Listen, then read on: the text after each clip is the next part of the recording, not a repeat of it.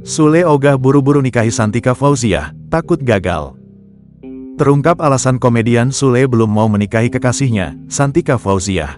Rupanya Sule takut akan pernikahan yang gagal untuk ketiga kalinya walau Santika Fauziah sudah dekat dengan keluarga.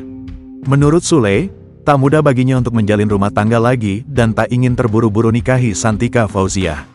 Melansir dari laman TikTok Pagi-Pagi Biar TV pada Selasa, tanggal 14 Mei tahun 2024, ayah Rizky Febian itu ditanya oleh para host terkait dengan alasannya tak kunjung mempersunting Santika. Alasan Kang Sule tak tidak ingin buru-buru menikah dengan Santika, tanya Dewi Persik selaku host dalam acara tersebut. Dengan raut wajah tegang, Sule mengaku ia tak ingin buru-buru menikah karena takut gagal ketiga kalinya.